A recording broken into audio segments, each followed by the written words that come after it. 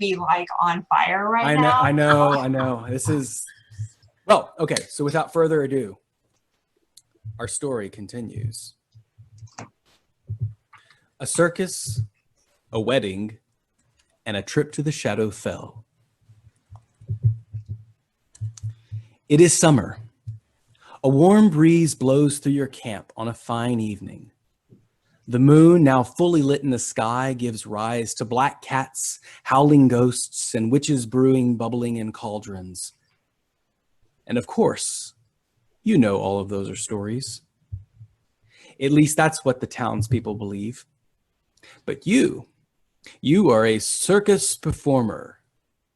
And Traveling with Yarnball's traveling show has visited more than 500 cities in the last 5 years along the Sword Coast. A busy life you upkeep, but lightweight and low maintenance. Along the way, you have made friends with your fellow sojourners, all gathered around the campfire with you, each of you joining for various reasons. And while there is no particular leader per se, you all pitch in and perform your acts, find your gigs, and travel across the lands of Bonsarel to charm and mesmerize the folks in towns and cities. However, recently, money has been tight and performances have been scarce, so now you take what you can. And you find yourself in this poor backwoods town of Secomber. You arrive and set up camp. All of you share the same wagon and the campsite for the most part. You keep a lookout for each other. With your various skills, you keep each other entertained and alive. But most of all, you keep the show going. So, as you're sitting around this campfire on this brisk autumn evening, would you care to tell us what you look like, who you are, and as something nondescript about your character as you're sitting around the campfire? So if I could call on Jen. Okay, so I am, you gotta remember what I am. So many different things that I've been lately. I'm a singer of sorts, so I'm kind of humming along as I go, and trailing behind me is my spider companion, helping me out as I go, picking up little things around the campsite to kind of clean off the ground and make it a little more comfortable for us. I have black hair, and I am, but it's not a natural black. So you can tell by when you look at me that that is probably not my natural hair color. I have a pale skin with a gray cast, and in general, I'm pleasant to look upon, but I could be in any crowd and blend in well. So nothing specifically peeks out at anybody when you first look at me. I am not super tall, maybe like 5'7", 5'8", and most of my characteristics come from how my hands are moving, and the sounds that are coming from my mouth as I'm walking around and cleaning up and kind of making space for everybody's things. So that's kind of where I'm at. My description. So I'll set the example. The ringmaster, a stout halfling man with a long ponytail and a large top hat, comes over and says, Wilbur here. Your spider seems to have gone missing with some of my, seems to have taken some of my things. Have you seen? And your name, please. What did you leave out this time? No, you're not supposed to be leaving stuff out. Take your stuff I know out. it's stereotypical, but it's my flask. Oh, well, okay, wait a minute. Do you really think that that she took it, or do you think maybe you just dropped it like you did last time? You keep telling me that she's picking it up, but I keep finding it in places where you've been, and you just falls out of your pack. So you did find it. I found it before, and I gave it back to you. Remember last time? Listen. I don't want to have happened what happened last time with your whole charming bit and the spider to just go berserk and run loose in the crowd. So keep it tight, okay? And somebody help me find my flask. And he stomps away. I'm just wondering, like, how big this spider is that he can steal a flask. I mean, you guys have seen him. He's only like he's like a dog. Yeah. Okay. Well, Seriously, how many times can he lose that flask? I think at this time, I might just lose it on purpose. If anybody finds it, bring it to me. I want it. And Jen, your name, please, so we can call upon you. My name is Yasnoa. Yasnoa. You all know her. Julia, if you would spend a little bit of time describing just what your character looks like along with their name, so we can kind of get to know them. Sure. So my name is Barbarina, and I'm a barbarian. I'm sorry, I couldn't resist. I was gonna go with Barbara, but I was like, no, Barbarina. Yeah. Anyway, I'm a human barbarian, and I've just sort of I've had this restless spirit that has caused me to go off for an adventuring life. I have raven hair, I have flashing green eyes, but I'm not that attractive. I'm about 5'10", very muscular, and I might be mistaken for a man from the back. I am very skilled with axes. I have a great axe and 2 hand axes. And my circus act that I perform is a juggling act towards the beginning to get people into it, where I juggle both the 2 hand axes and the great axe. And then I usually choose a dashing young lady from the crowd to throw my great axe at against a wall and narrowly miss her. And this is awesome.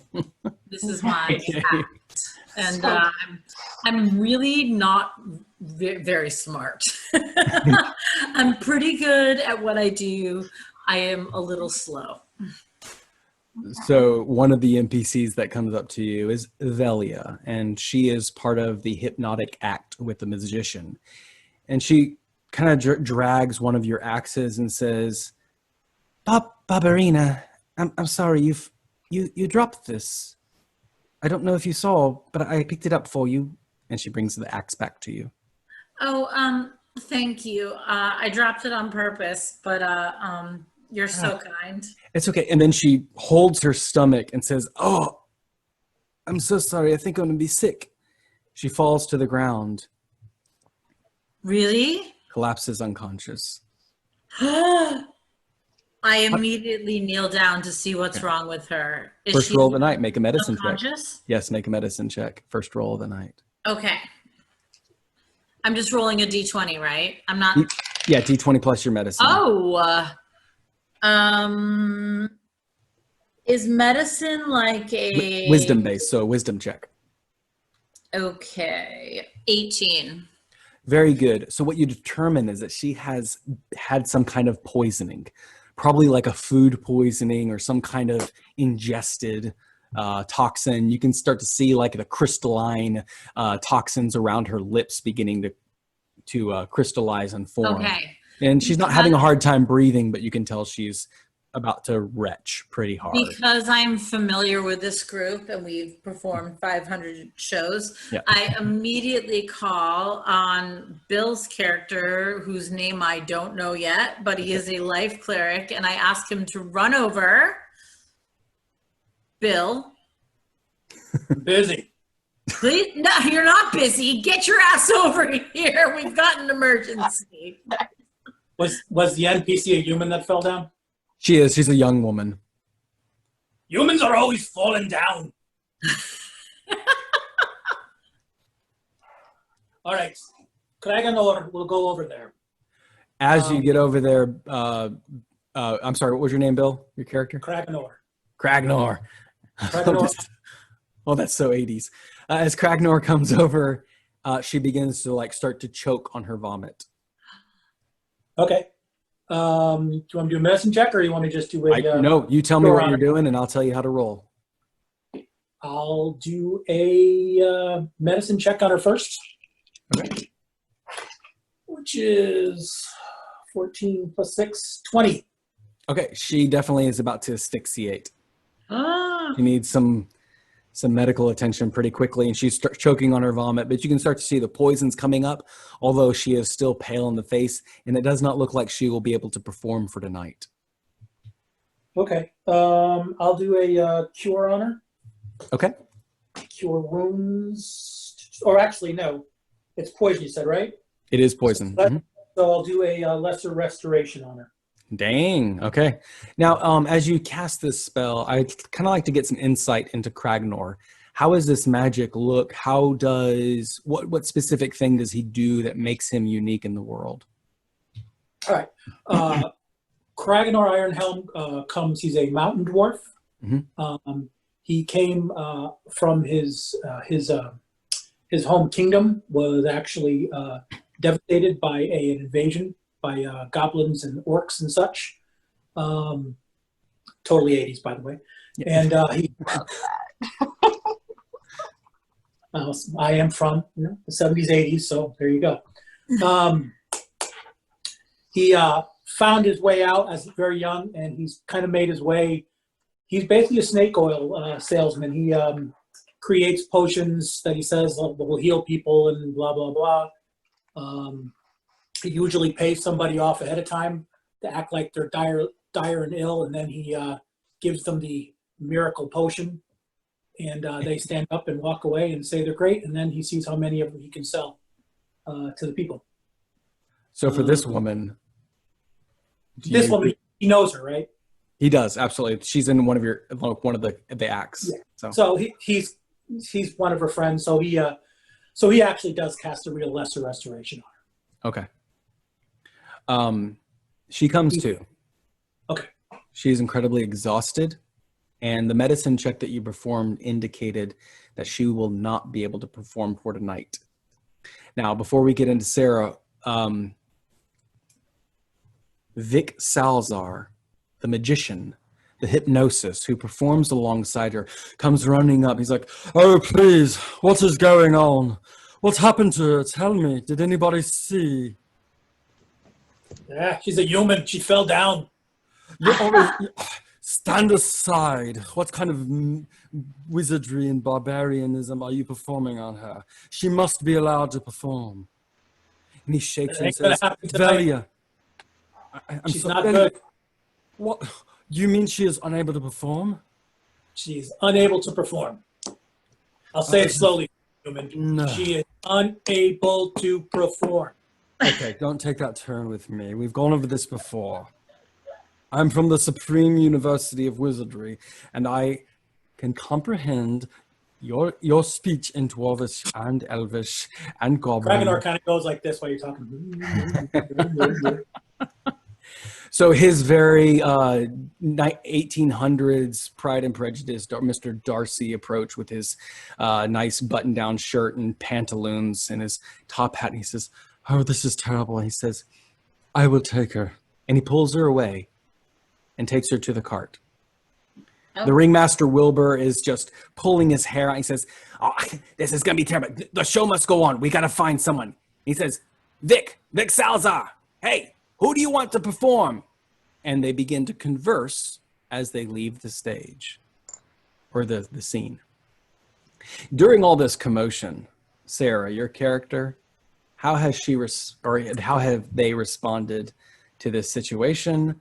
A lot has kind of transpired during this, but I would like maybe one or two descriptions, their name, and how your response was.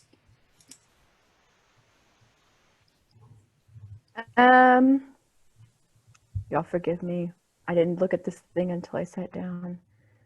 You can make it up along the way. I'll tell you if it works. I need to know if I'm a boy or a girl. You could be a boy or a girl. The name was pretty Hey. non-specific. I didn't even know till Okay. yesterday.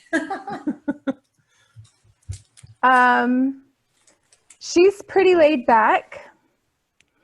And she's young, kind of like I guess like a young adult or like a teenager. Mm-hmm. And her name is Jungar. Jongrahar. No, that's my handle, but that'll work. Oh my God. Oh, it just says player name. What's her name? It should be on the top left. Oh. I'm sorry. That's okay. No, it's good. Nymphos. Nice. Nethos. Nethos. I thought that was just like a crazy coincidence, but now I understand what happened.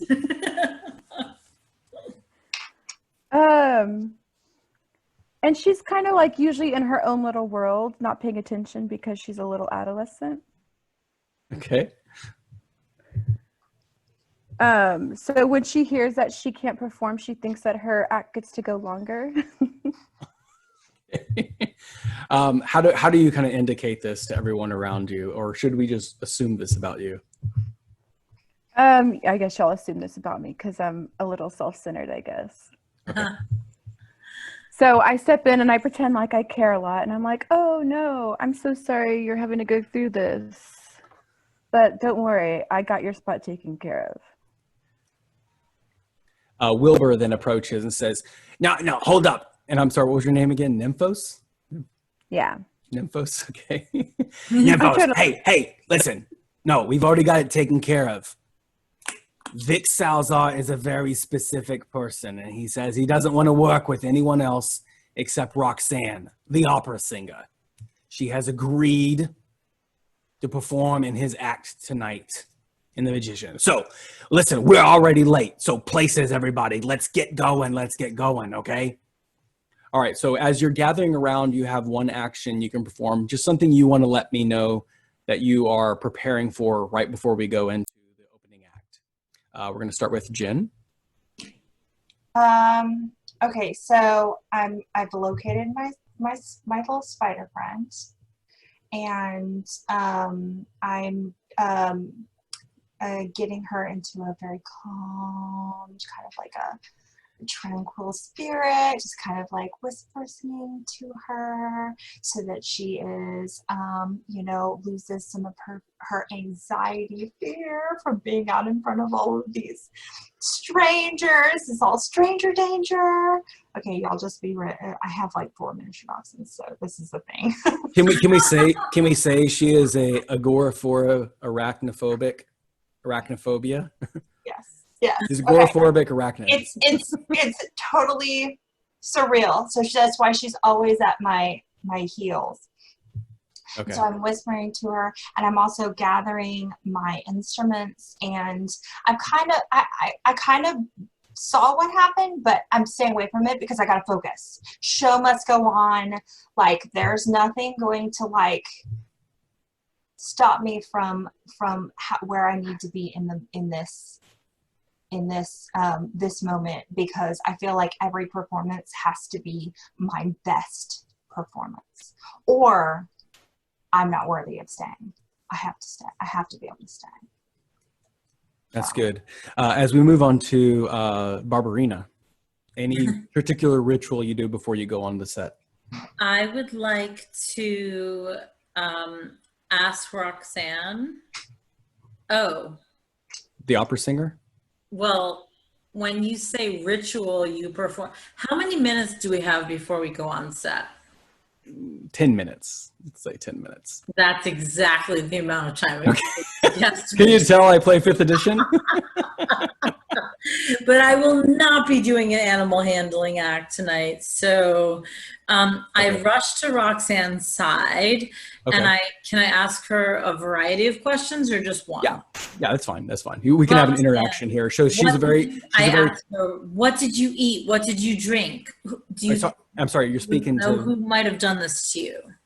Gotcha. So you're speaking to Velia, the young, small... Oh, I'm sorry, Velia. Yeah, Velia the petit. So just to contrast, Velia is small and petite. Roxanne is large, tall, has a very tall English style wig that she wears. Okay. So classic opera singer. So you go to Velia, and she says, I don't know. All I do remember, though, is that Jerome, he made my dinner last night and prepared it for us, as he usually does. You know, he's the cook. And after that, I felt it a little strange eating the meal, but I went to bed just fine. But when I woke up this morning, it just got worse and worse and worse. And I wasn't even able to speak until Kragnor began praying over me, and I kind of came to. But it's even hard to sit up at this time. That's all I remember. But I do have a terrible taste in my mouth, and I keep having these crystals build up on the corner of my cheeks and my lips. Ugh. Well, Velia, I advise you to take no more food or drink from anyone but me or Kragnor, because he and I are especially good friends, and he's probably the only one I can trust right now. Well, that seems very interesting. I need to know how much I can trust you. So would you roll a persuasion check? Yes, I will. I rolled a natural 20 for a total of 21. Okay. She just places her hand in yours and squeezes and says, I am so terrified to be alone, but your words bring me comfort. Please, make sure that Roxanne and Vic's show goes off without a hitch. I will make sure, and I will stay by your side as long as I can without jeopardizing the show. Of course, the show must go on. And Yeah. she closes her eyes and goes to sleep. Okay. Okay, that was pretty good. So let's move on to Kragnor. Any particular rituals you have that you want to let me know before you go on set? I'll set up my, I have a brewer's kit and all that jazz, which I kind of make it look like I'm doing some mad scientist thing, brewing these miracle potions for everybody. Okay. Can I also do a perception check, or would that be passive perception? See if I can hear what Barbarina's saying to the young girl there. I would allow it that you easily could have passed by and heard that through the tent. No check required. All right. I mumble kind of loudly, I'm not feeding no damn human all the time. Very good.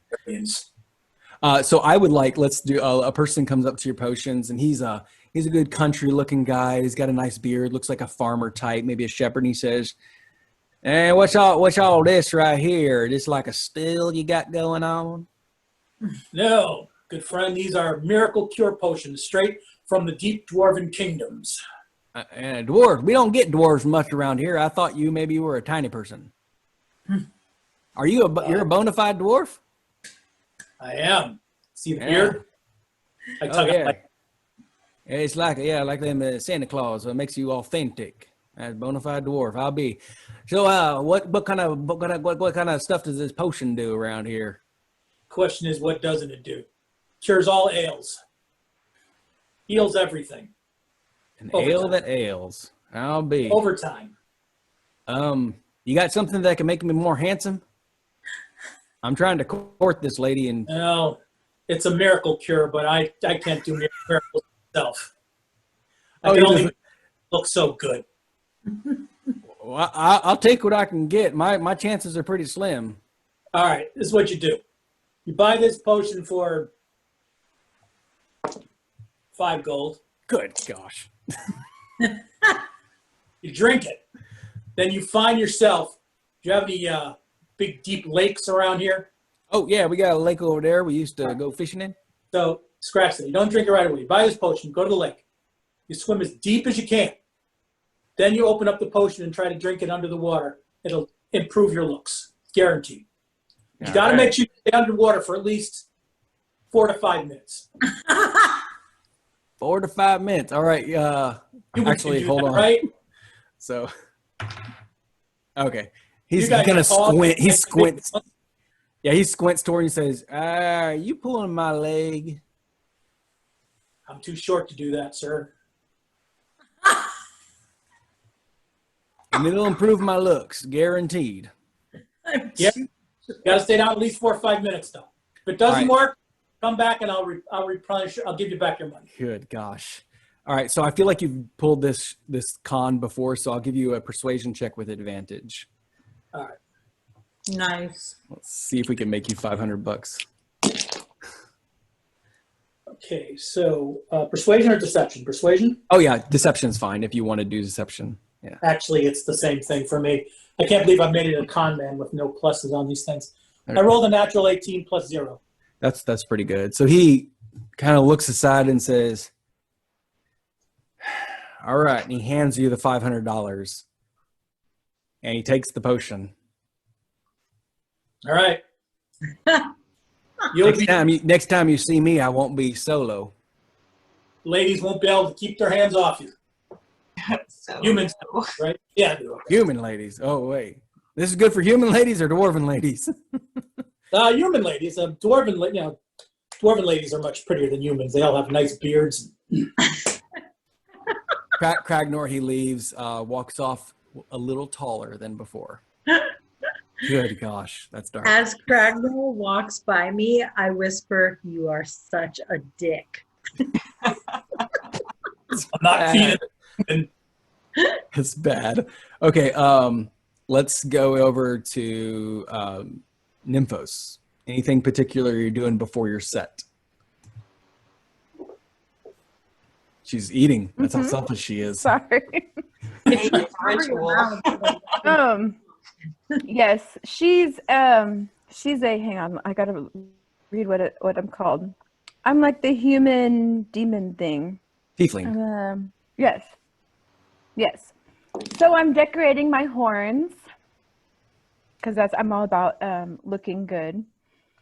So I'm decorating my horns, having things, because I'm the tightrope walker, so I want things to be just right since I'm high up in the air. And then I'm putting ribbons and stuff on my tail and decorating my outfit. I think I look good, but you could tell I bought everything secondhand or hand-me-downs and that kind of stuff. That's so good. I'm working on my appearance.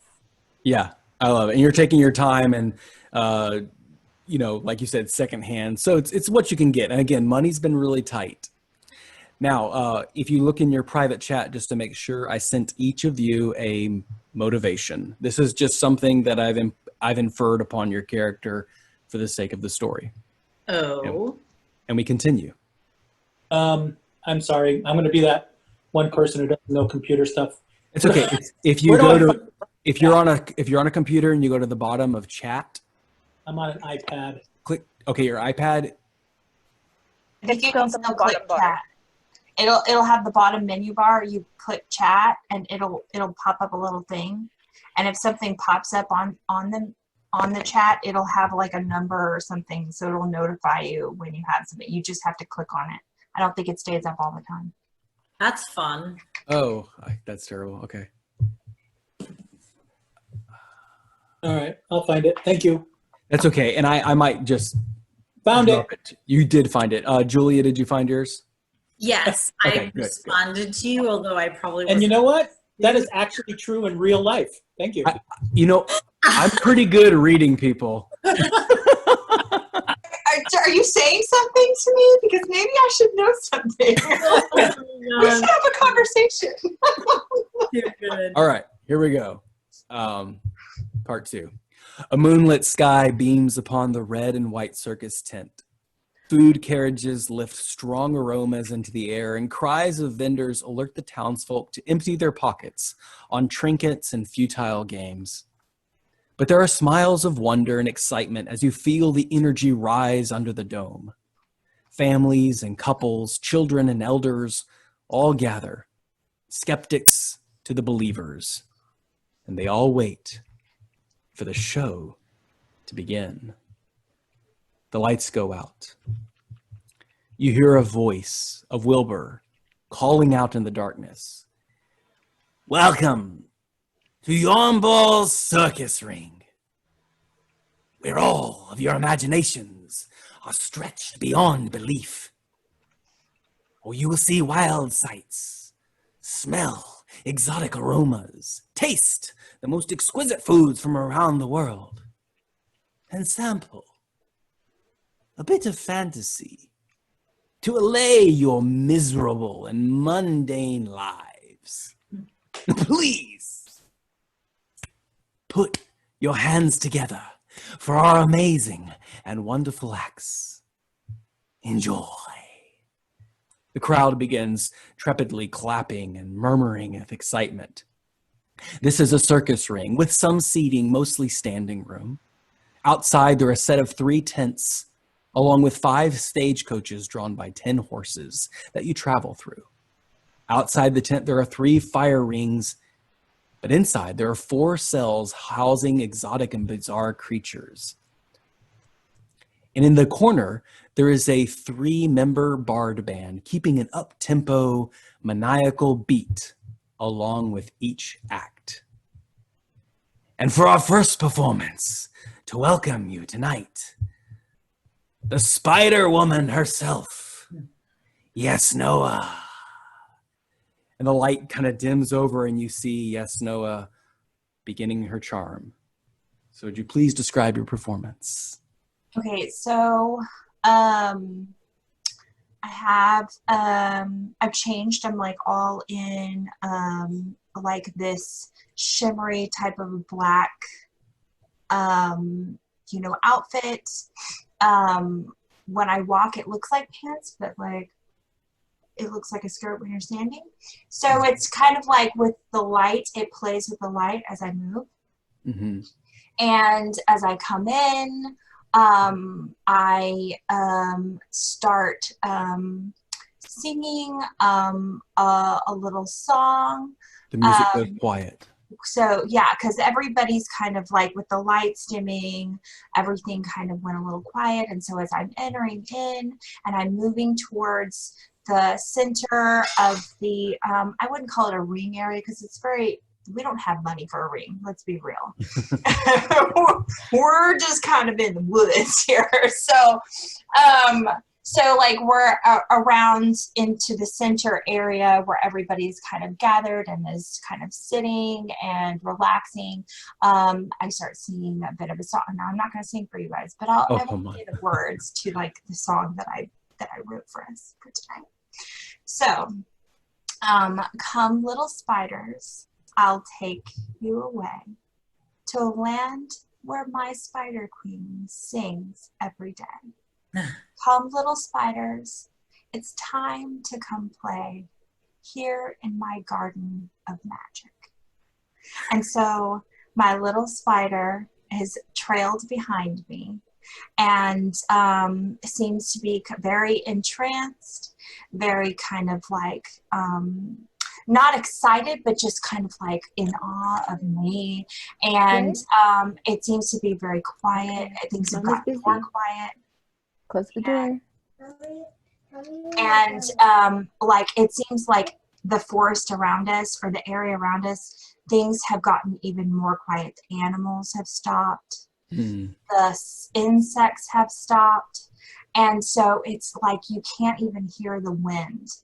And when I finally get into the center, I have my little spider friend.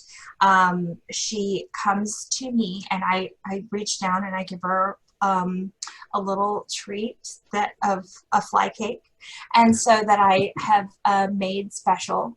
And as I place her in her special space, I pull out my viol. And I start to play.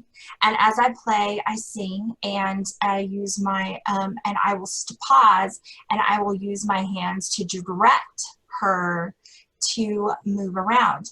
And as I move around the area of the enclosed area that we're in, I will have her go, and sometimes she'll jump into somebody's lap and surprise them, and then she'll sit and be still like a puppy, and then she'll jump down and come over to me and like gain praise from me, and then I will sing and direct her into another place. And so everybody just seems to be kind of like hypnotized by this, and just maybe whispering a little bit, oh my gosh, I've never seen anything like this.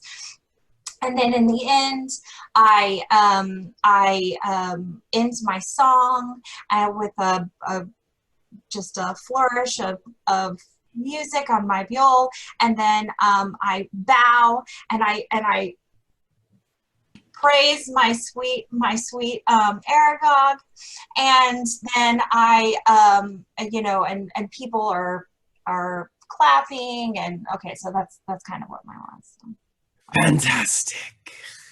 And a little child just jumps out of her seat and like hugs her mother, and then quickly like peeks her eyes directly towards the spider and smiles. So if you would just make a charisma check. Okay, because I want to do something in a second. Oh, I got a natural 20. Oh, lucky. That was a natural 20 performance. Yeah. And so it was like a 20. It was a, All right. it so was a, yeah. Okay. Did you want to add something to that before we Yes. go on? Okay. So I see this, they're hugging her mom, and I'm going to whisper down to Aragog, and I'm going to sing to give her direction to go up and like kind of dance a little bit in front of the little child, and then come back to me. Yeah, she loves it. Okay. Yeah, you definitely won her over. Fantastic. Yes, mysteries before. But now that's not all. For now I give you a speaking engagement. He may be a dwarf among you all, but he is mighty in excellence and power and prowess and wisdom. Straight from the gods, he receives his gifts. I present to you Gragnor, the healer. All right. Well, I hate to go on after that performance, but Well, the band kind of picks up a little bit, almost like this, like soft little, like dancing motion music, indicating the performance is taking on a different tone. okay. People lean in, wondering what surprises you will bring. All right. What was the name of that dude that bought the potion from you? That was Cletus. Cletus. Cletus. All right. All right, humans. You're sick. You're hurt. I can heal you. Doesn't matter. I have the power of the dwarven gods within me themselves. The gods are dead! They were, but they relive in me. Now, y'all know Cletus, right? They all turn to look at Cletus. What am I saying? All humans are ugly. Really ugly human. Okay? I know I'm going to fail my charisma check, so it's cool.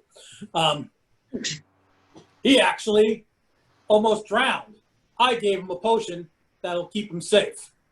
So when he comes back, ask him how he survived in the lake from my miracle potions. Also, Barbarian, come here. Barbarina. Yeah, you know, the big Yes, one. dear. The big one with the muscles. Come here. Yeah. So she arrives on scene, and people begin looking like, what's going on? Just looking at the contrast between figures. Right. So this is my plan. I'm assuming Barbarina and I kind of like have this worked out ahead of time. Yeah. She's going to cut herself with the weapon, Okay. and I'm going to like pour the miracle juice on her. But really, as I'm pouring it, I'm going to on the slide cast a healing on her, and it looks like potion heals the wounds. My God, it's a miracle. Yes, and this miracle can be yours for a mere 500 gold. People begin cheering back and forth. People asking their mates and talking back and wonder, like, what? And like people try to lean forward and see, like they're looking to see how if you really cut yourself. It's a trick. It's a simple. It's a bunch of demons. Tell me all. So make a charisma check. Here we go. The healer. Holy mother of God. So that's a 19 plus nothing. Okay. 19. Not bad, not bad. I mean, they're just like I would say with that, you right off the spot, you get another quick 500. Someone just reaches up, takes the potion from you, so 5 gold is yours. The town physician kind of like proudly walks over and inspects the wound and says, "We know the gods are dead, but this man here's potions work, I declare." And people begin disseminating this information back and forth. And there's a clap, and Wilbur walks back and says, "Yes, wonders never cease in Yarnball's traveling circus." The music changes once again, and this time a woman comes out. You all know her as Madame Celestine. She brings up a simple, "May I have a volunteer?" and brings someone aside, and she begins to read their fortunes. "Oh, you will find love." The young man blushes. "Yes, it is in the stars." And then her eyes go white. And you've never seen this before. The crowd thinks it's an act, but you've never seen Madame Celestine actually taken into a stupor. And she says, "I see the circus tent propped up outside a vampire's domain.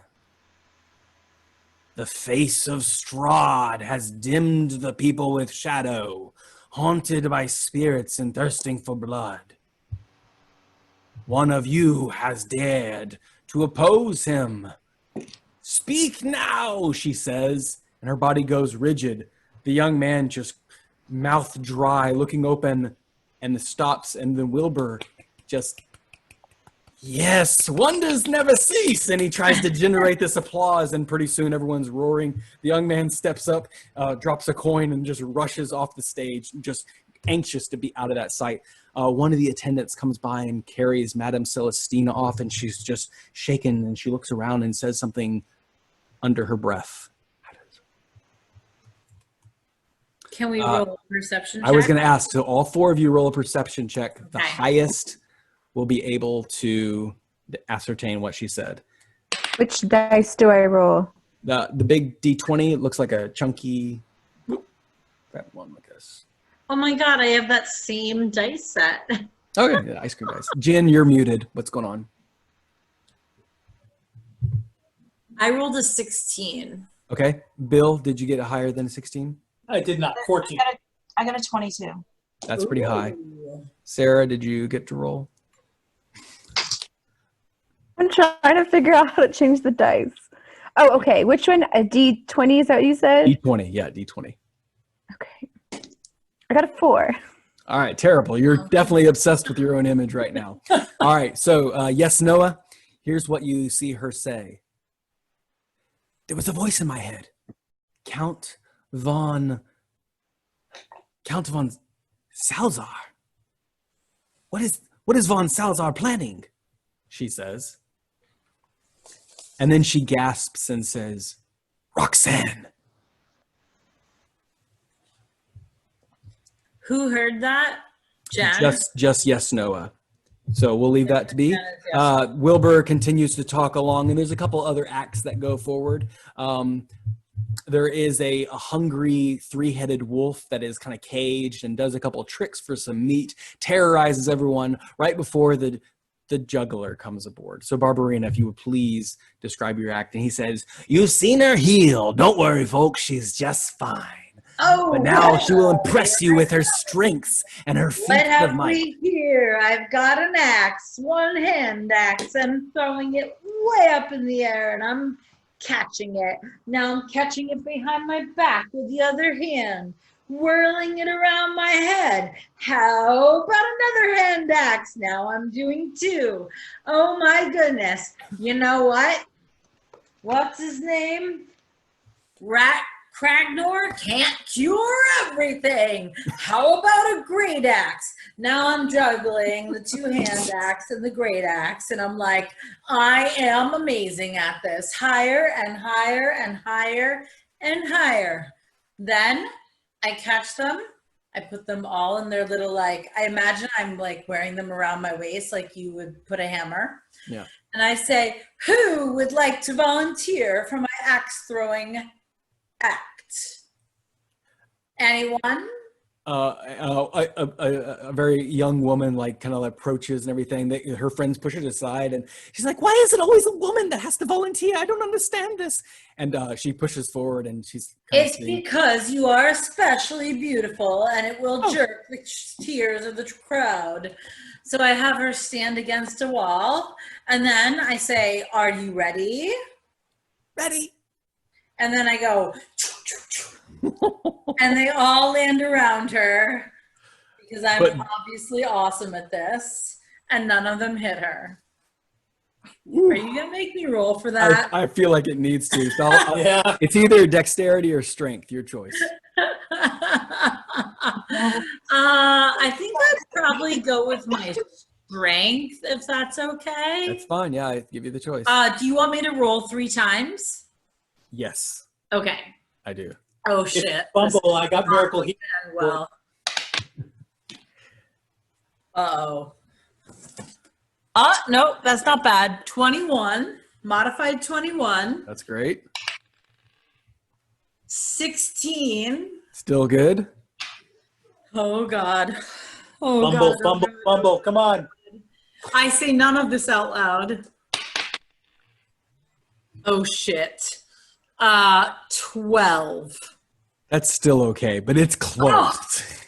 I mean, the crowd gasps, and she just nearly pees her pants. Of course, I am always a success. Holla! That's right, folks. Never in 5 years have we had a single accident. Always a I safe really day. thought I was screwed on the last one there. No, it's good. It's good. And of course, everyone begins applauding, just so relieved that she did not become decapitated. No one wanted to test the healing potions of a headless young woman in the town of Succumber. And then, folks, we're coming towards the second act. But before the lights go dim, the music begins to play, this simple flute and harmonica and a small little drum beating back and forth. The lights kick up, and we see above us, standing before you all, the demon woman. Yes, she is here, looking down on all of us. Watch her daringly feet run or walk across this wire. Will she fall? And should we leave the net? For now, there is a net below you. So, Sarah, if you would describe Nymphos' act. Okay. She's really showy, obviously. So she does a lot of prancing on it and twirling because she wants her ribbons to flow. And on her tail, she likes to wisp it around, and it has bells on the ends and flowers on the ends. And she's hoping to also catch people's eyes because she's hoping to sell all these little trinkets after the show to make a little profit. So she does her twirls and she does her tricks, and she has great balance because she has this long tail that she can keep her balance with, and she's able to spring on it on the tail by itself and do lots of flips and grab a hold of the rope with her tail and swing around, and everybody oohs and ahs, and she just is so full of herself. They do, yes, they're so excited.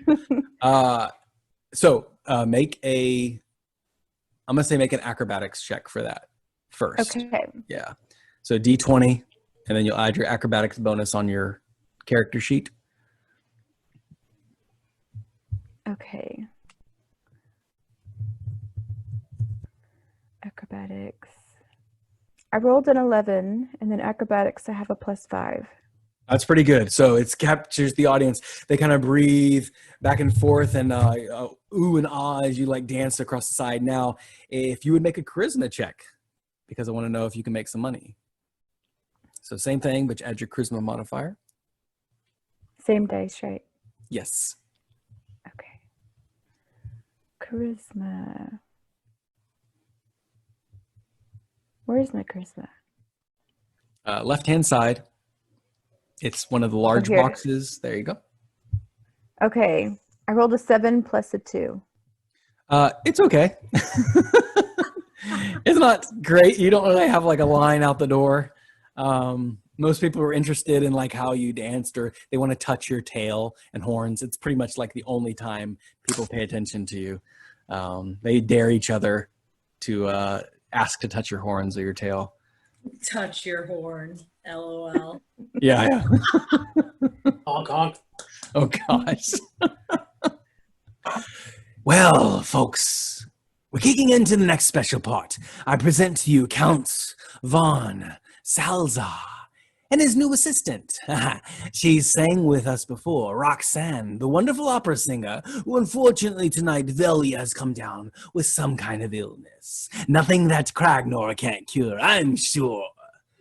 But I present to you the magician. Ladies and gentlemen, have you ever in the darkest, deepest dreams wondered what is in your thoughts, your true, deep desires? Roxanne stands before you.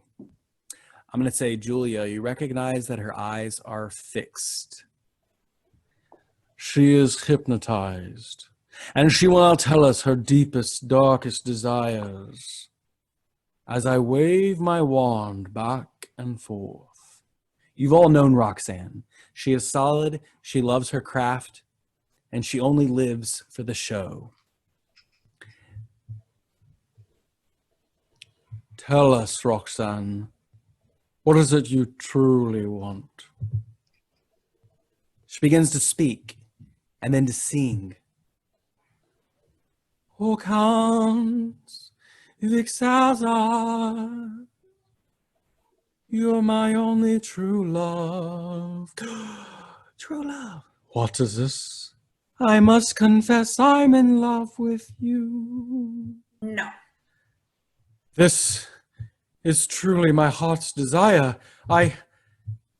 He looks over at Wilbur and says, I must take this moment. And he brings forth Remus. Kragnor, something you've known about Remus. He's a human. He's a cleric and professes to worship the goddess Selûne, the god of the moon. Right. You've had your thoughts about him before, and you two have never really gotten along. And Remus begins to approach and says, well, there's only one thing left to do. Folks, we cannot stand in the way of true love. True love. But, Roxanne, I only want to know, this is not some sort of hypnotic trick. I must relieve you of the spell. I only think that would be appropriate. Remus then says, yes, of course. Wilbur's eyes are darting back and forth. The show must go on. Keep it going. He's motioning to the band. Keep playing. Keep playing. Play the wedding march. Roxanne, I release you from your hypnosis. Because of your perception checks, Nymphos and Barbarina, Kragnor, and even from your tightrope, Nymphos, you notice he does not release her. And she says, I truly love you, Count von Vixalzar. Yes, my love. This is what we will do. We will wed in holy matrimony, and then we will take all these wonderful witnesses, and we will march upon the domain of Count von Borovich, take down Strahd, and go head-to-head with him. For I have heard people in the Shadowfell have too long sat under his darkness. We will bring them a new life. And he begins to wed. All right, so 2 questions and an action. Kragnor, I'm wondering, what are your 2 questions about this situation? And then after we go around, everyone perceives and explores. You will indicate to me what you would like to do. 1, am I familiar with Strahd? Absolutely. He's a legend no one should speak of, nor anyone should be so foolish to contest with. Side note, my favorite D&D setting. Thank you. Yes. Good. Okay, so I'm familiar with Strahd, and I know that she has not been released from the spell. Yep. one more question about the environment or the information.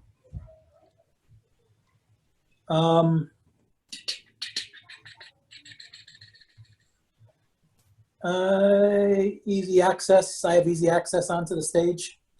Yep, you're kind of like in the backstage, stage left. There's a small little curtain that can house everyone, so you're not completely visible from the audience, but you have a good line of sight to Vic Salzar. Okay. So Okay. as ornery and as negative as Kragenor can be, he's not going to let this happen. So he prepares That's okay. himself. So yeah, and we'll go around all the questions and then indicate your action. Right, So let's go ahead. That's it. I'm Okay, set. and then I'm sorry. Yes, Noah, your 2 questions, please, about the environment. So, Remus is with Count von Salazar, correct? Correct. Okay. And he seems to be like a party to what's going on. Yeah, Like, you notice his purse, his wallet is a little fatter than usual. Okay. And I have an action, correct? Or are we waiting? You will. You get one more question before we act. Okay. Has Roxanne moved at all after she she is looking lovingly into the eyes of Count von Vic So she's Salazar. totally charmed, totally under You know her very well. She's not the kind of person that really likes him. In fact, you had a conversation with her a while back where she about talked love. about About love. We spoke about love. and she said like, listen, that Vic Salazar, he is such a pretentious prick. Can you believe he made a move on me after he pledged love to Velia? What kind of woman does he think I am? Okay. So yeah. So I after that conversation and I can okay. All right. Nymphos. Those are my 2 questions. Nymphos, you're still on the tightrope. It's kind of like the ladder that leads 40 feet up in the air, and you're looking down. So ask me 2 questions about this environment and what's going on.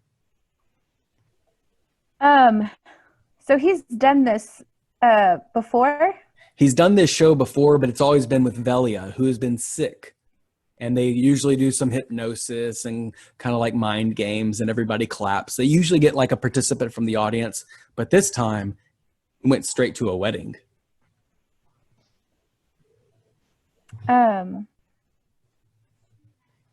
guess I'm trying to remember back to like how people got out of the trance. He usually snapped his fingers just like he did, and the person would Okay. turn next to them and people would clap. But you notice this time when he snapped his fingers, the crowd's not so wary, but you are.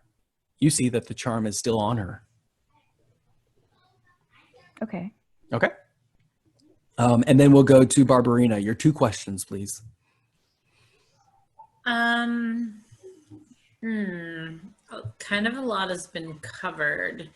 Do I know if the 2 of them have spent any time together in the last 24 hours? No. Nope. Okay. Do I notice anything unusual about Von Vic Salazar? Is he doing anything differently physically besides the whole snapping of the fingers? Since I know that, I clearly understand that's a sham. He's a human man. You've met him before. You've drank with him. You've eaten with him. You look over at your shiny metal axe. It's kind of standing upright, your trusty great axe. And you quickly look into it, and you can see the reflection of everyone in the crowd, the faces oohing and ahhing, wondering what's going on. You see Roxanne faintly in the shadow, Remus. And where there should be a Vic Salazar, there is no reflection. It appears as if he has made a dark pact. I see. And indeed, his boast to go against Count Strahd von Borovich in Barovia itself, I think he is serious. And he needs a bride. All right, so let's go on to action, and we're gonna. I'm gonna establish initiative. Kragnor, you're gonna be first. Okay. Then yes, Noah. Nymphos, you're next. And then Barbarina, you're gonna be fourth. You see, as Remus begins reciting, marriage. Yeah. Marriage is what brings us together today. And holy. And then Von Salzar says, no, no, no, no, no, no, no. Say unholy matrimony. Unholy matrimony between a man and his beloved. And he begins to go for it. And people just begin to swoon. Oh, how wonderful. Oh, true love. I always knew that Connies loved each other. And then Wilbur, just seeing the money roll in, just begins to just grin and just insist the band keep playing. The show must go on. We cannot stop. Everyone. And he looks at you and says, save face. Whatever you do, don't let the show cancel. And you see before you in this podunk town of Succomber, you see a couple agents, talent agents from Waterdeep, journalists, bards, criticizing. And Wilbur just stands there and says, whatever you do, don't destroy the show. It must go on one way or the other. Please. Kragnor, as this is happening, the wedding is progressing forward. The ring is being placed. The vows are being recited. What is the first thing you are doing? As my action. Sure. Yeah. This is kind of an initiative, so Right. bullet So time. before I move, I'm going to, on Barbarina, I'm going to say, well, we're about to be in it, and I cast protection from evil and good on her. And then Nice. I move forward, and I yell very loudly, Fiend! Evil! This must stop now! And I charge forward. Obviously, that's all I can do for my action. And Oh, there's always someone who doesn't approve of a wedding. I also Barbarina, any attack against an undead, fiend, fae, they have disadvantage against you. So, Oh, have I'm on, sorry, yeah, just indicating any fiend or undead has disadvantage. Any foul being from the Shadowfell will have because of my disadvantage. protection. Protection. Yep. Yeah. All right, let's go over to yes, Noah. What are you doing during this crisis moment? Okay, so everybody seems to be pretty focused on the count, but I am focused on my friend and also the talent scouts, because girl's got to make her coin, somehow, and she wants to be famous. So I'm thinking what she wants to do is she knows that Roxanne is not afraid of her spider.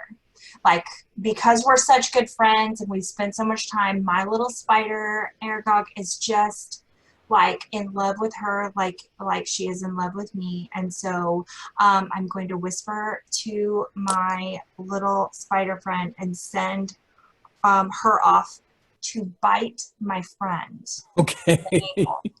Okay. Try to paralyze her.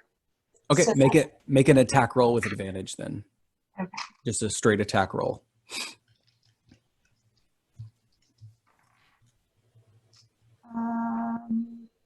18. 18. Okay. Kragnor, if you could retroactively make an intimidation check for me. It's my pretty spider. Oh, natural 20. Dang, for a one shot. Oh my gosh. Plus zero. He has this ridiculous red dye that lights up. I swear to God. Okay, It nice. cost him like $50. It rolls 20s way more than It doesn't Fancy. Nice. All right, so very effective. I mean, you are effectively stealing the show. Wilbur just face palms as you do this. Like, I swear, Okay, I knew I should have okay. fired him. Okay, so I sent off my spider. So Mhm. my spider has thing. I'm going to move forward. Can I move forward to Yeah. dramatically catch my friends and try to Okay. Can I do that? As she falls. As she falls, like, Yeah. she's paralyzed, so she's going to, like, I don't want her to hurt herself, but then again, I want it to pretend like we're playing into what is going on, like the scene. Yeah. And Okay. So let's make a performance check then. okay. I got a 20. Oh my gosh. Going off without a hitch, y'all. Okay. Okay, so I'm It gonna does touch look her like and I'm part of just the gonna act. And you can see sing, Wilbur. oh, great love, blah blah blah. You know, you're so overwhelmed with his fine looks and his money. It's just whatever is coming out of my, like, to seeming as though he is this great person, but in reality, I'm going to start carrying her away. Yeah. So his eyes are on Kragnor as the antagonist, but he views you as the bridesmaid.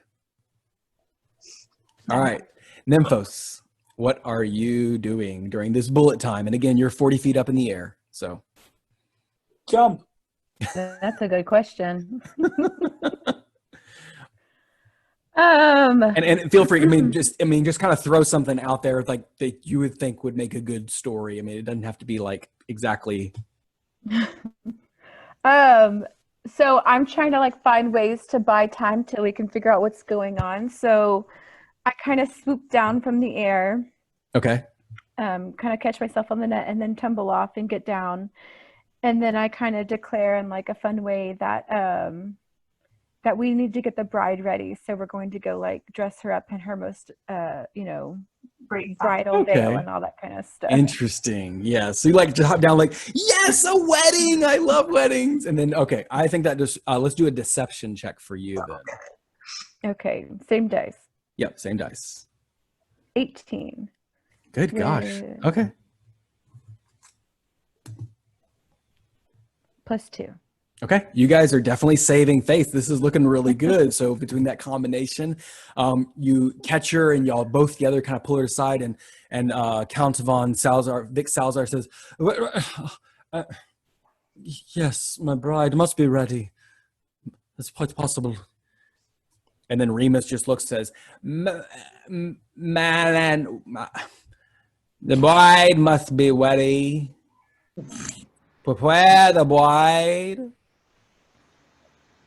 He begins to like falsely like pray in the name of Saloon and kind of BS his way through this prayer that he knows nobody is paying attention to. There are two bards from Waterdeep in the count. They're just kind of like nudging each other, like, check it out. Yeah, look at that spider. That's pretty cool, man. I like that. Barbarina, last action before we kick into round 2. There will be no wedding. I declared my love for Roxanne the other night and seemed receptive. This is impossible. I love it. Hypnotized. And beyond that, this Von Vic Salazar, well, I don't even know if he is undead. Behold. So I grab out my great axe with the very shiny reflective surface and I walk behind him and rotate the blade so that everyone in the audience can see that he is not reflected in the blade. He is clearly a vampire. Okay. Also, I give him the finger. He just looks at you. Yeah. For fun. Remus's mouth goes dry and he backs away and Wilbur just stops and you can feel the just tension. You can cut it with a knife. A little penny drops and a child just goes, "What's an undead?" And mother shushes her instantly. And then Vic Salazar looks at you and says, "Oh, but I'm very much alive, my dear. And you're wrong." And he reaches out to grab her before Nymphos and Yes Noah can take her away and says, "She said she loves me and the pact is made." And you look before you in this dark swirling cloud, and there is a tent. It begins to descend upon the tent. And you see a portal being torn open into the Shadowfell. And you see faces of undead. Later. Good night, Zoe. laugh like you were working. Zoe, go I play. love you so much. Good night, Zoe. Sorry, Zoe. Mommy's playing D&D with strangers. Yeah. I forgot. I thought I muted my mic so I could just shoot her away. Sorry. Well, at least you called her a good name. Dark skies and portals begin tearing open. You see beyond the plains werewolves, vampires, undead, skulking ghosts, deceased expressions of your future self looking back at you. And you see a reflection of all the people in the audience as they begin to slump over into exhaustion, being drawn into Barovia right before the gates of Strahd himself. We will stand against Strahd. We will overcome. And I will be Count Vic Salazar, and Roxanne will be my bride. The portal begins tearing open, so I need everyone to make a wisdom saving throw, if you will. Sarah, that's going to be at the very top left-hand corner. It's going to say wisdom save. It's usually like a +5, +7. Got an 18. 18's good. I have a 13. That's dangerous, Bill. 17. Okay. Nymphos, can't hear you. You got it? You said wisdom? Wisdom saving throw. So it's at the very, very top. Oh. Yep. Okay. And then same dice. Yep. 13 plus Ah. 2. Okay, that beats Barbarina. So you got a 13, Barbarina. Barbarina, out of the entire party, you are the one who, strangely enough, is frightened. No. Now, I need you to describe to me, out of all these things, what did you see that shook you to the core? The expressions of my loved ones in the undead that are gathering on the plains beyond. People I thought were alive. I see their faces in the undead. That is what scares me.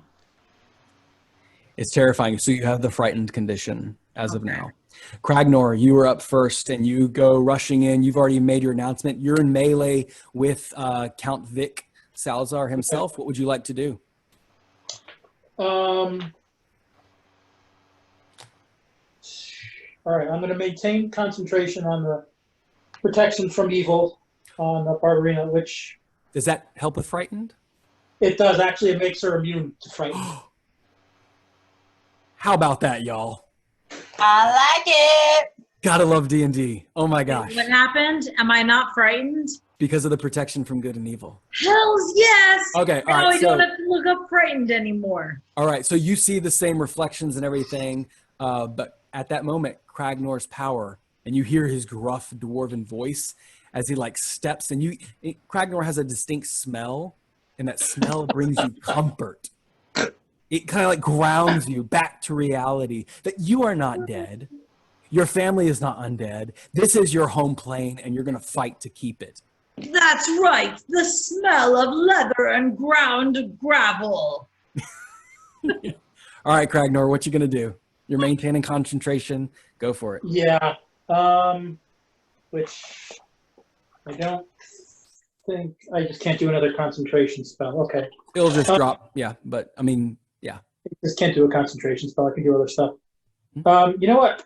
I want to try to turn undead, but I forget, to be honest with you, how it works, because DC 14 wisdom save, I guess. Channel divinity. Yeah, let's work with it. Yeah. So DC 14 wisdom save on the undead guy. Okay.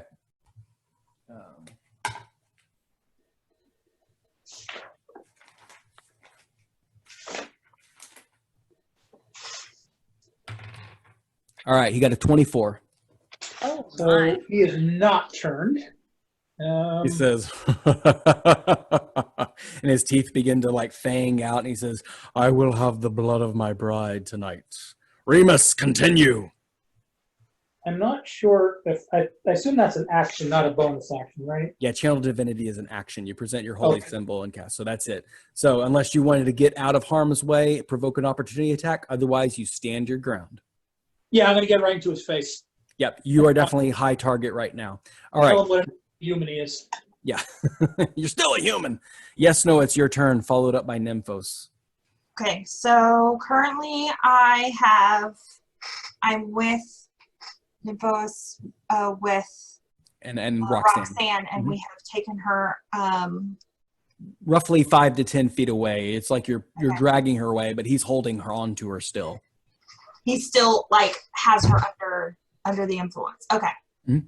Okay. So, but she's Oh, paralyzed. no. Oh, I forgot about that. Yeah, a bit. She is actually awake. She is free from her charm because your spider bit her. But she's He- paralyzed Because of the spider bite? because of spider bite. Okay, yes. But he also has her by the wrist. Oh, so he's still holding her. Yes. So he has her restrained. She is paralyzed, but she is no longer charmed. Wow. Okay. Oh, very nice. So, what I would like to do. And she kind of screams and looks at you and says, "What is going on?" Okay. What's she gonna do? Yes, Noah. Okay, so what I'm going to do is I am going to use. Oh, I'm right next to him, right? Yeah, 5 to 10 feet, easy enough. Okay. I am going to use vicious. No. Oh my gosh, I'm going to hurt other people if I do any of these things. Oh my gosh. You see the Don't forget portals me. begin to I'm tear so up into the shadow. Oh my gosh, stop that. Okay, so I'm going to use. Okay, shatter. I love shatter. Go for it. I'm going to use that. Okay. Oh, jeez. Okay. All right. The only people that you can actually position it to where only Kragnor is affected. Okay. Okay. All Okay. right. So I'm going to use shatter. Sorry, Kragnor, but you know, Sure, hit the good dwarf. old man, right? So I'm going to use that, and it's a sudden loud ringing noise, painfully intense, within the range of. Okay, so it's him and. And Kragnor and Verovich, yep. Okay. All right. And Remus too. So they need to make a Constitution saving throw against what spell DC? What's your DC? My spell DC is 15. Say it again. Mine's 15. 15. Okay. 17. Salazar saves. Remus fails. Okay. So 3d8 thunder damage, please.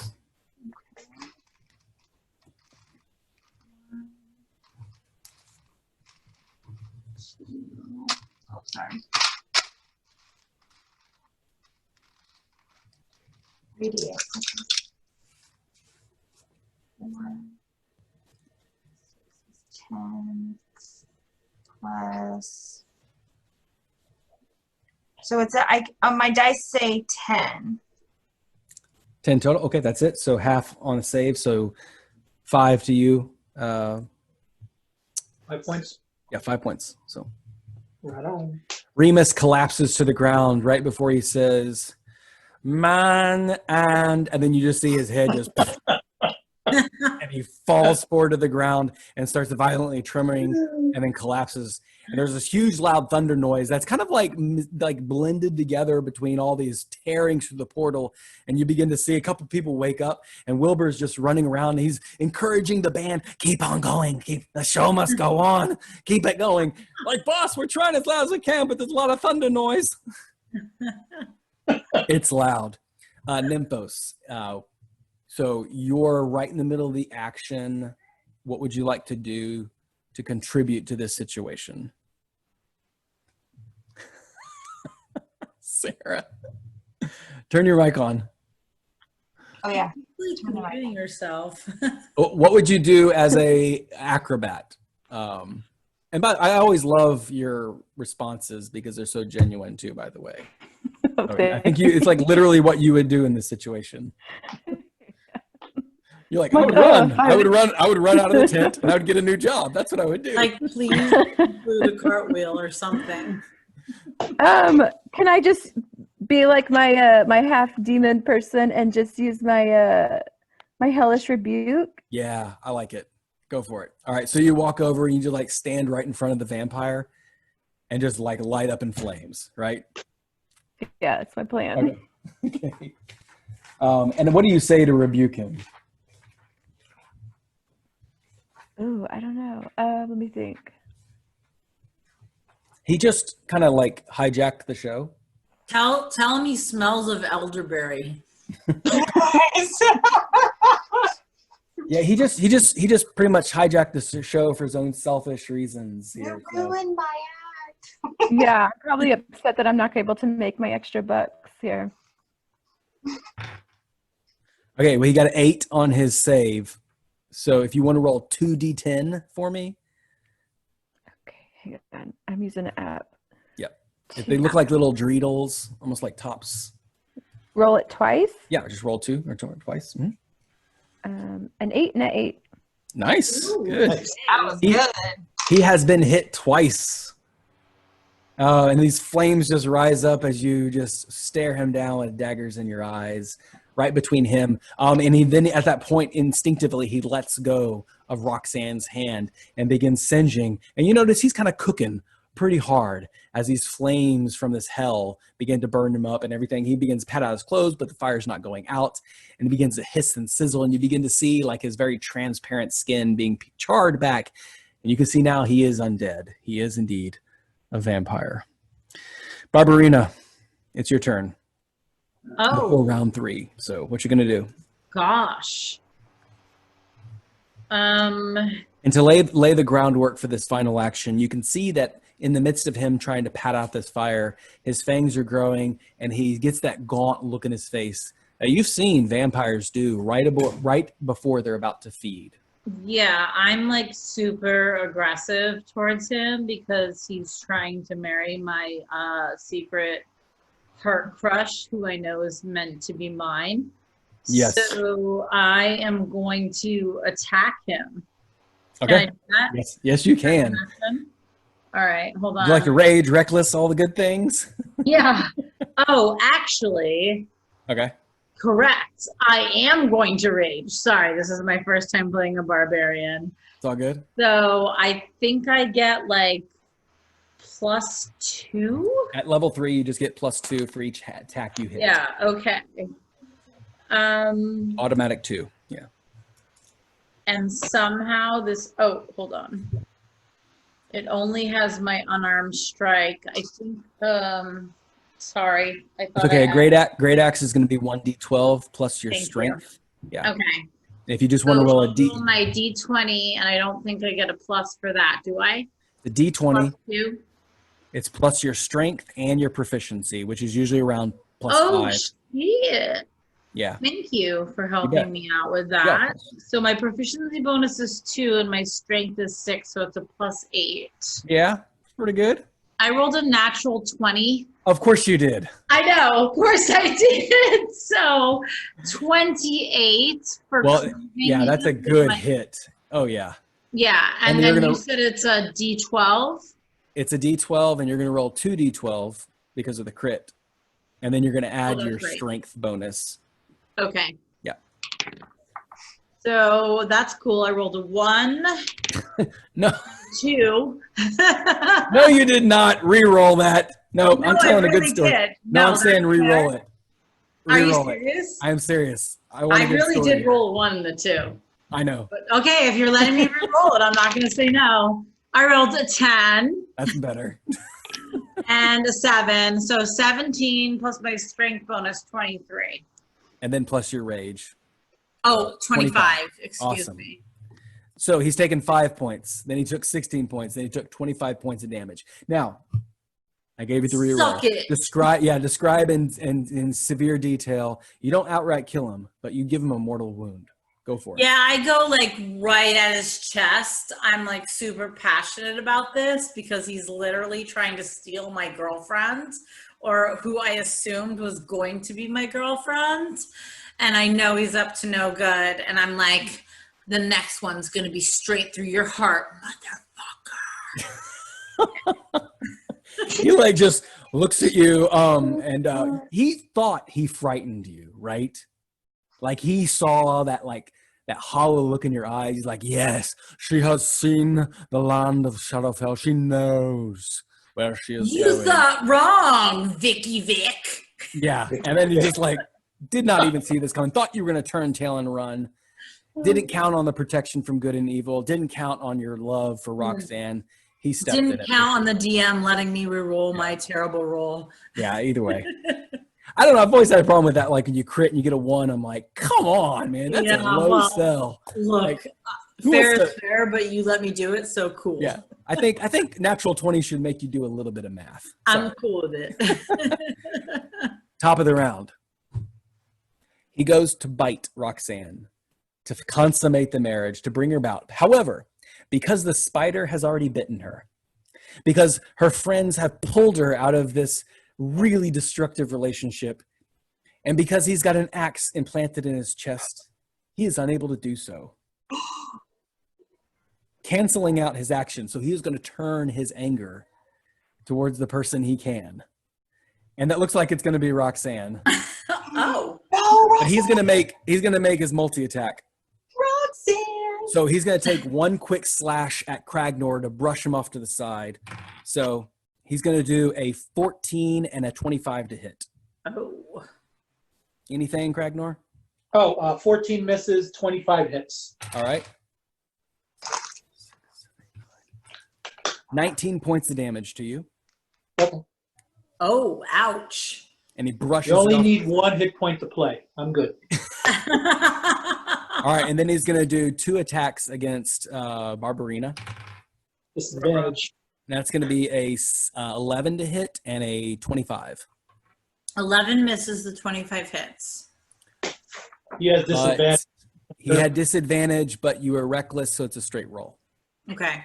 Yep. So only 1 hit. Oh, that's right. Yeah. Right. Yeah. 1 hits, and he does. Oh, you got lucky. Oh my gosh.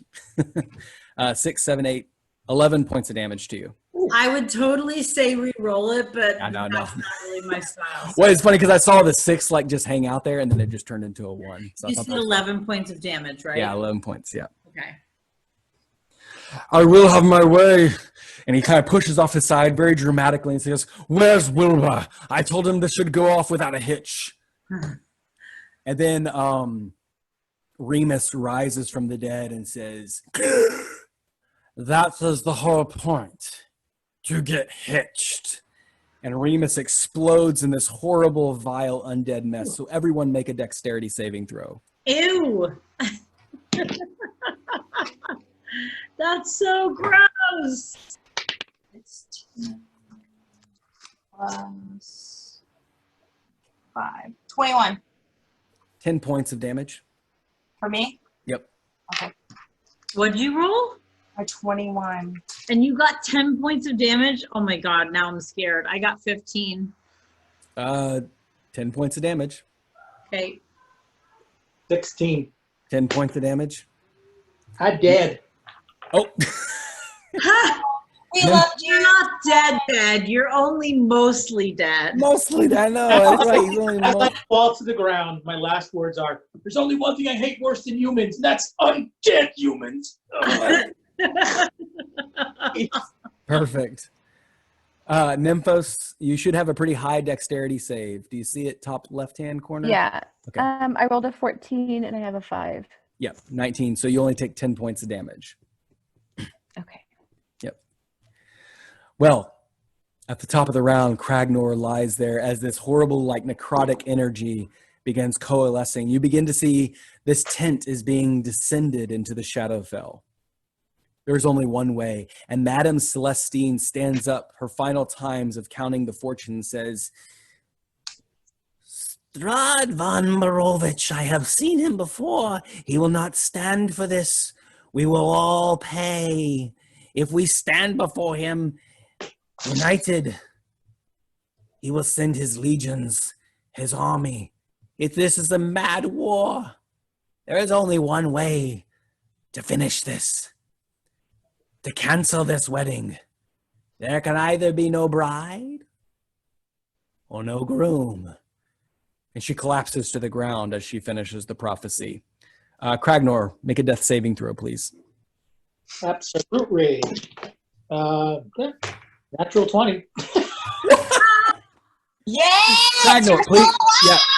Kragnor, describe. I mean, come on, make it dramatic. How do you come back from this?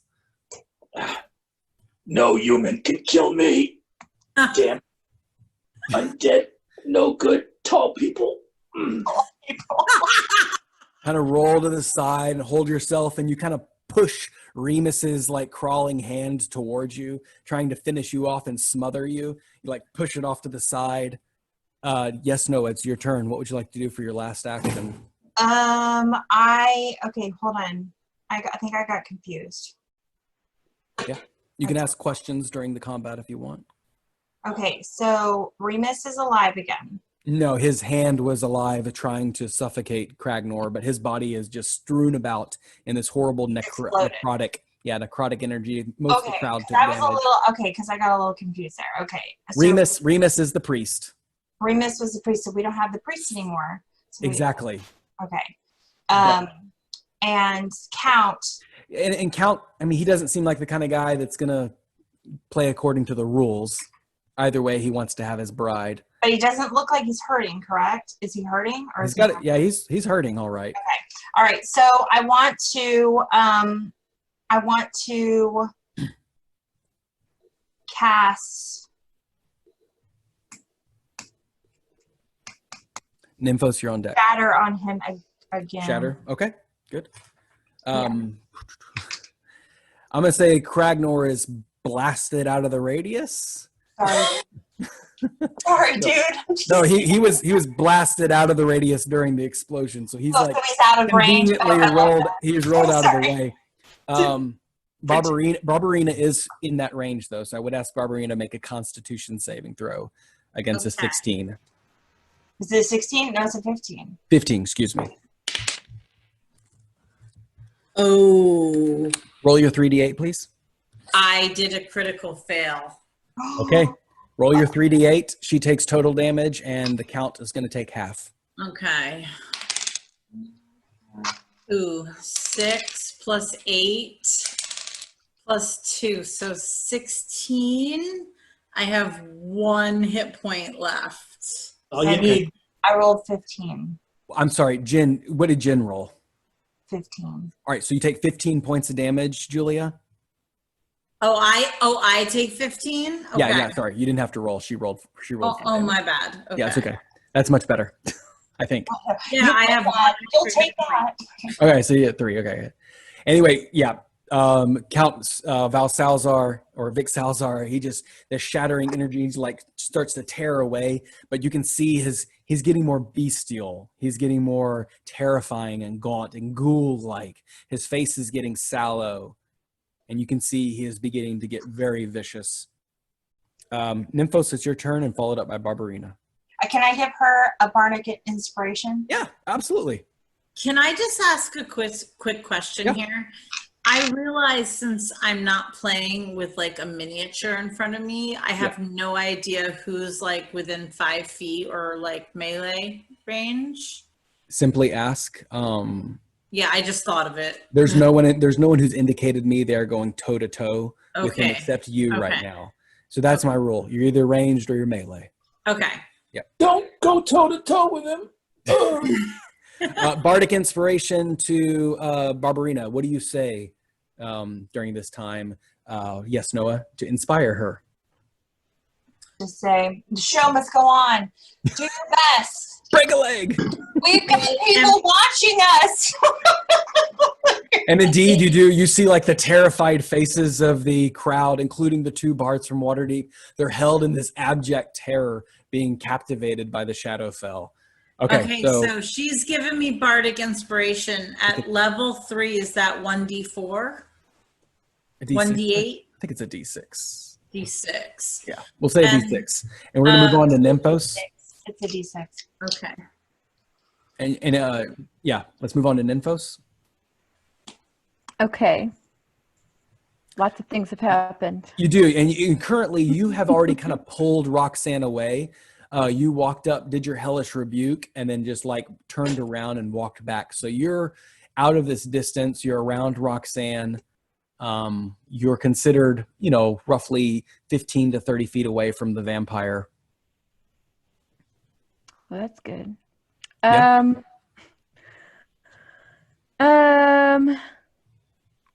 Let me see. Can anybody see in the dark like me? I can't. Not everyone can, but Am there I is like- quite a bit of light here still from the spotlights. And strange enough, the bard band is still playing and they got some lights twinkling around. Everything's dark. Can't see my own feet. Can I just like look around for like a weapon? Yes, you have a quarterstaff if you would like to use that. Oh. It helps you balance on your tightrope. Oh, You could walk up and crack him upside the head if you want. Yeah, because I'm like martial arts lady. You are. You're very good at that. So if you Yeah, would, and I'm like already super mad because all my trinkets caught on fire and now I can't sell any of my things. all right, make your attack roll then. Okay. It's And a which one is D20. that? D20. 17. It definitely Um, hits. Hang on, And I then keep you're- having to go back to my paper. Yeah. What else do I need to do? And then you're going to roll a D8. And do you see down at the bottom where it says quarterstaff? My D8 is a, It looks like a diamond. it's a 5. A 5, okay. And then plus your dexterity. What's your dexterity? Plus 3. Okay. And then 2. Wait, for my saving throw? No. No. It should be plus 3 though. Yeah, plus 3. Yep. So 10 points of damage you do with your proficiency and everything. You just crack him upside the head. And one of the cool things about being a monk, this is a little teaching lesson. Monks are adept at using their momentum. So you can do 2 unarmed attacks, just knee, kick, or headbutt, anything, your other limbs right now as you crack him upside the head. That's 2 more D20s you can roll to attack him. Okay. So if you want to Back to roll my twice D20. again. Yeah, I'm going to give him everything I got. Yeah. All right. So roll the D20s. 4 A 4 doesn't hit. and 15. 15 hits. Okay, so roll now a D4. It's going to look like a little diamond shape. Not a diamond, but a triangle. A A pyramid. D4. Yeah, D4, little Okay. like spiky little thing. Okay. A 4. Okay, max damage, and then plus the other 4. So nice. 18 points of damage that you do. Just whap, whap, whap, whap. And one of the hits, you kind of contact him, and you realize that his flesh is starting to give and everything. He's got a pretty tough hide, but you're now in melee combat, and he definitely sees you. Barbarina, it's now your turn at the bottom of the round. Okay. So if I decide, like, javelins are made of wood, correct? Or are they not? Not necessarily. Can hers be? So They can I be. kind of need to know if my javelins are made of wood. They are made of wood. Thank Yeah, you. aren't we all poor? That's We so can't sweet afford of you. metal. Yeah, you're poor. You got a wooden No. javelin. If I were to throw my javelin, that would be like a dex save. But if I got into melee range, it would be a strength, Absolutely. right? Yeah, I'm you're gonna definitely. move into melee range. You kind of already are. So Okay, super. And I'm going to take out my javelin and I'm going to really, really hopefully hit this dickhead. well, you're reckless. So roll with advantage. Oh, that's right. Where did my D? Violent. No, I've got some pumped up aggression. I got to get out. Here we go. It's all happening. I'm always a little nervous when people pick barbarian. I'm like, they're All right, here we They're go. angry. Rolling with advantage. Yes! Are you? Okay. I rolled a 24 to stab him in the heart with You my do. javelin. Here's what happens. As you dive it in, and like he gets whacked upside the head and all of a sudden gets a knee to the kidney, and he holds his side and he looks back to see who struck him, and he sees this tiefling female just grinning at him with this hellish fire issuing out of her mouth. And then he feels it. The plunge, the gasp, the strength of the barbarian woman careening the stake right into his heart. Everything goes quiet. The crowd begins to be released from the spell. The tent of the circus begins to coalesce back into the beautiful red and white fabric that you have painstakingly taken the time to sew together year after year after year. Wilbur cupping his mouth in absolute horror and pleasure.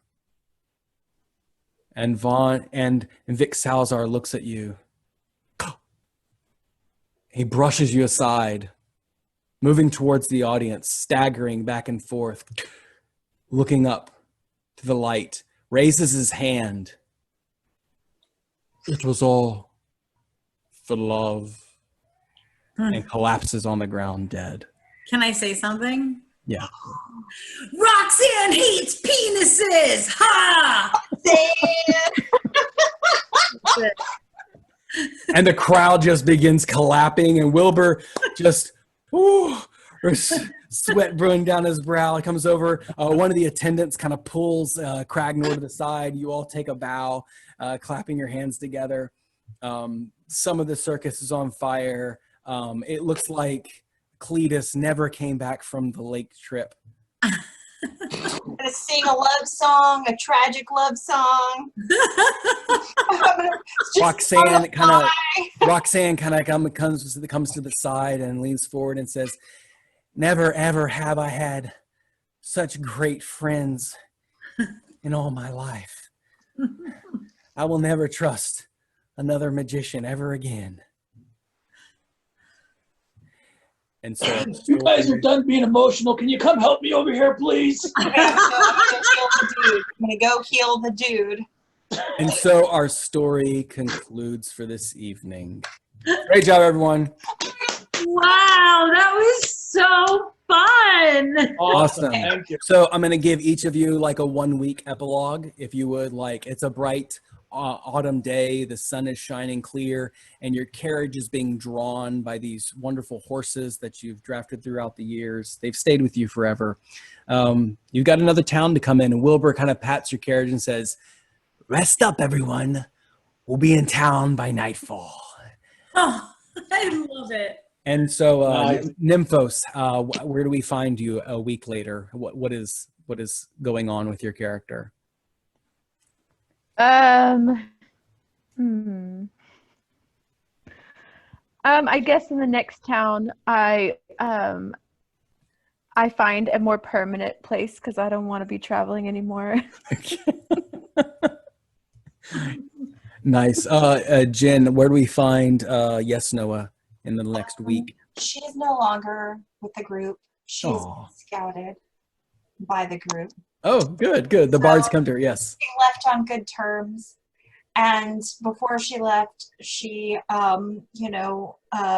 corrected songs for everybody of goodwill and good fortune for the future before she moved on to Waterdeep to join a more prodigious group of performers.